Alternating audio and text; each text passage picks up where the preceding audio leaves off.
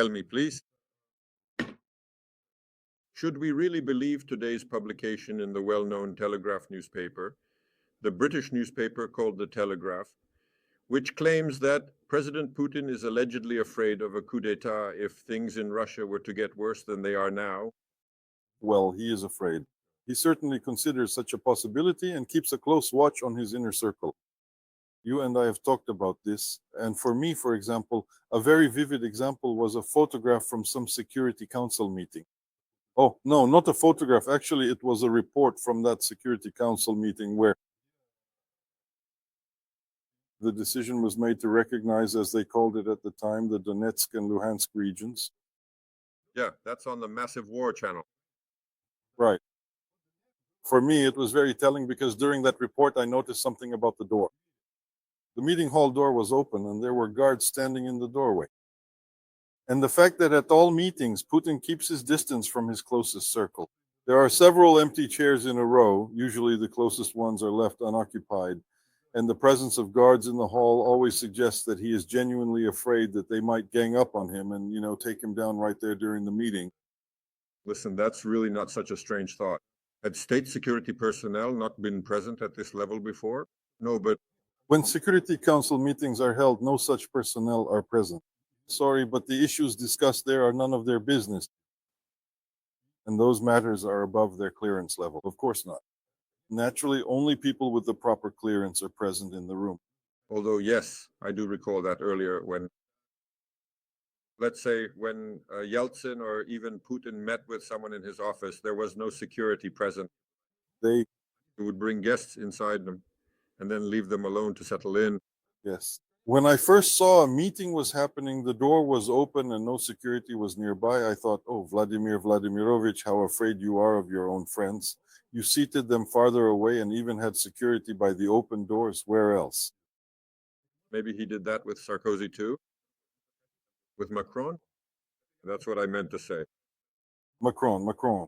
With the seating of Sarkozy, I accidentally mentioned him, a Freudian slip, Sarkozy. Here, he ended up in prison and Macron was sitting at the other end of a table the size of half a football field. Maybe because Putin was also afraid that Macron would suddenly lunge at him and strangle him? Well, I don't think he's afraid of Macron. No, that was a deliberate humiliation. A deliberate humiliation and nothing more? Yes. Or was it a real fear of catching COVID? No. I thought it was just a deliberate humiliation, that's all. That's it. Yes. The world really needs to see and understand that your visits are just about as useful to me as a poultice is to a corpse, which is to say they serve no purpose at all. You insisted on coming? Well, come then, here you go. A gracious reception at a distance. Interesting. And what do you think we should reasonably expect from the summit on the sidelines of APEC? I mean, the summit that's supposed to happen in the next few days. Strydak, Stwerk, Pisai, and Trump are currently meeting in South Korea. Our questions are very good and indeed quite important because we need to fully understand the current state of the Fourth World War and also clarify which particular front we're talking about, including here on my channel. At the moment, a state of dynamic equilibrium has emerged, meaning that neither side is able to gain a decisive advantage. Neither side can turn the situation in their favor, but the point is that this equilibrium was reached at a certain moment when, let's say, Russia and China, who had been preparing for this war, for this confrontation for many years, had already put almost all their resources and influence into play. And the West, together with Ukraine, is only just gaining momentum. So, for example, the first strike by the US, the Chinese were able to repel it thanks to this, their rare and powerful superiority. But this is the only resource they can put into play and which can counterbalance. Meanwhile, Russia seized part of Ukraine, having used up almost all of its accumulated reserves. Against this backdrop, we see Europe constantly growing, slowly, of course, very slowly, unacceptably so, but still growing. Europe is consolidating, building up its military potential. We see that the US is forming The supply chains for these rare earth metals, among other things, are pulling the rug out from under Moxie in troubled Pakistan.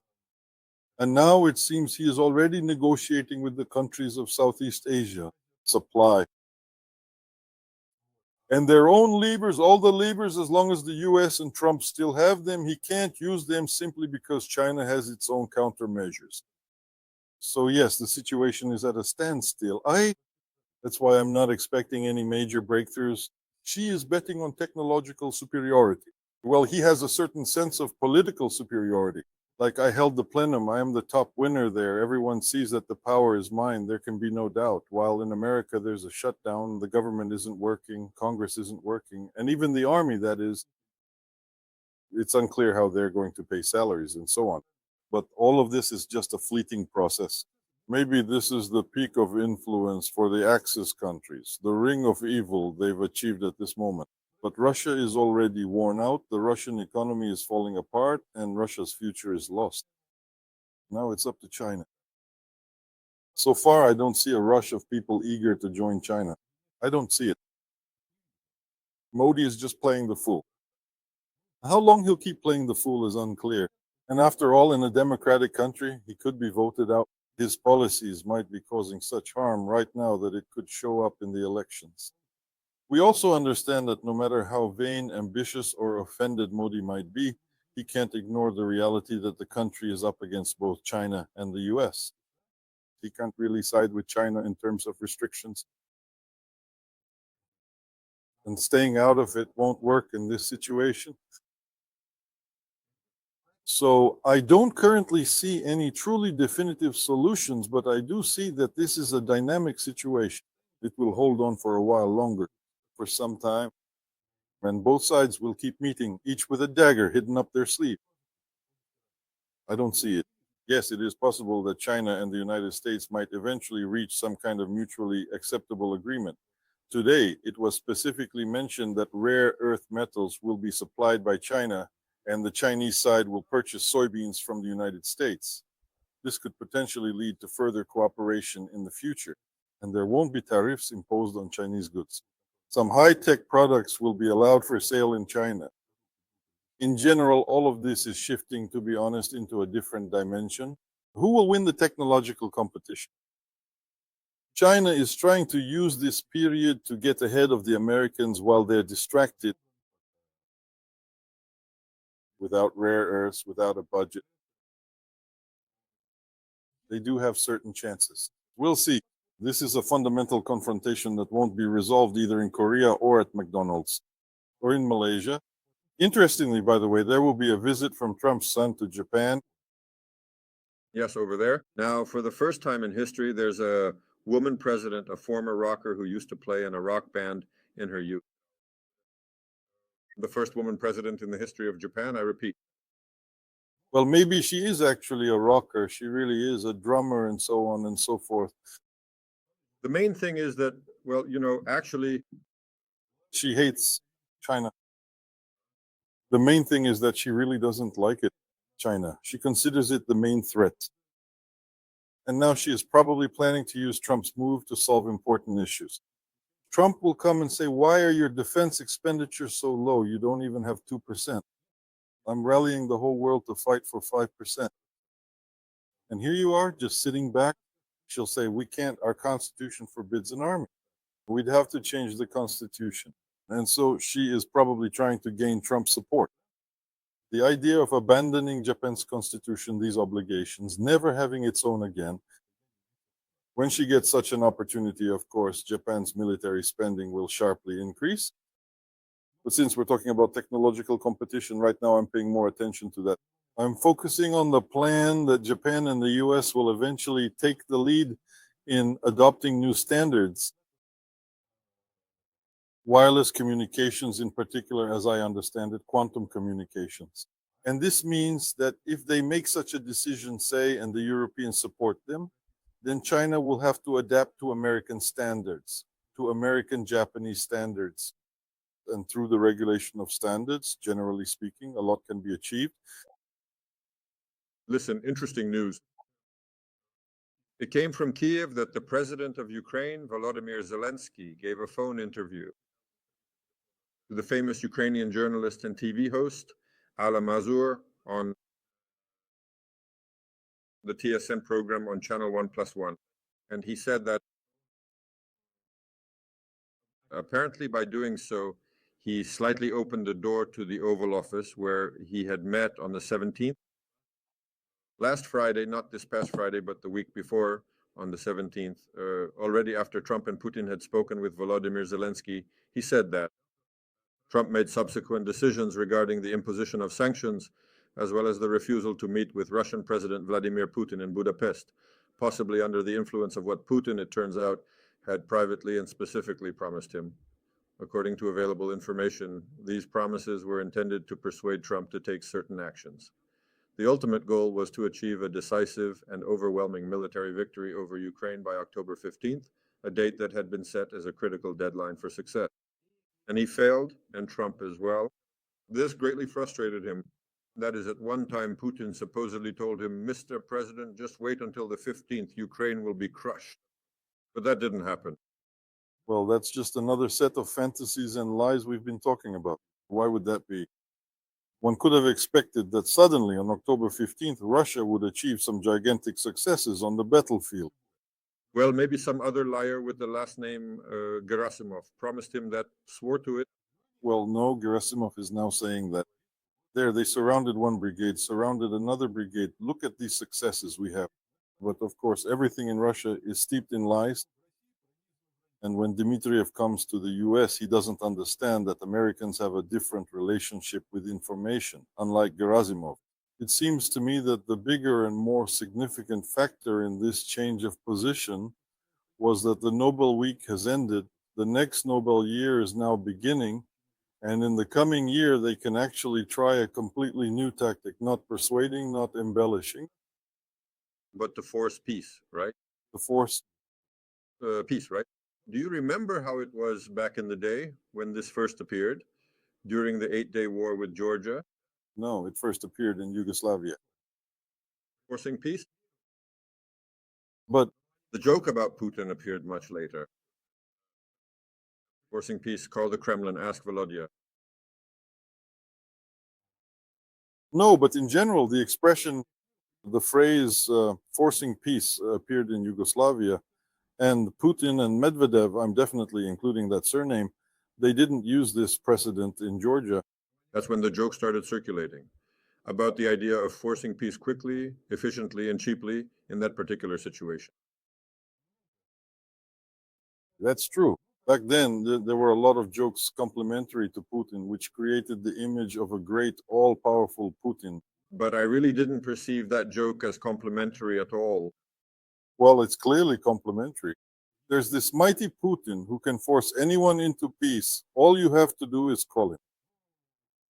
We saw that later, by the way. The operation aimed at bringing peace was called an operation against Ukraine in Donetsk, and that's true. But actually, to be honest, I saw that joke as ironic because that war was not, damn it, any kind of forcing to peace, but outright aggression against a state that decided to take a different path. Well, I would say this. Saakashvili gave a significant reason for military action. Here, I'm not going to try to whitewash Georgia. By attacking South Ossetia, they certainly gave a direct pretext for Russian military intervention. Saakashvili couldn't keep his nerves in check back then. Yes. But the intervention, in fact, had been prepared for a long time. Remember how Russia had been preparing for this very carefully? Russia endlessly provoked Georgia. Russia was getting ready. Moreover, when Saakashvili finally decided to attack South Ossetia, information immediately leaked from his inner circle. Why, in fact, did his plan fail? Because Russian troops had entered the Rocky Tunnel in advance. Yes. That is, as they say, there hadn't even been any attempts to seize South Ossetia, and formal military actions had not yet begun. There was no decision. And the war went through the Rocky Tunnel. So that's how it happened. How do you interpret, in your opinion, Volodymyr Zelensky's statement I understand that in the same interview I already quoted, he brought this up, that the government order for the production of Flamingo missiles will be fulfilled by the end of this year.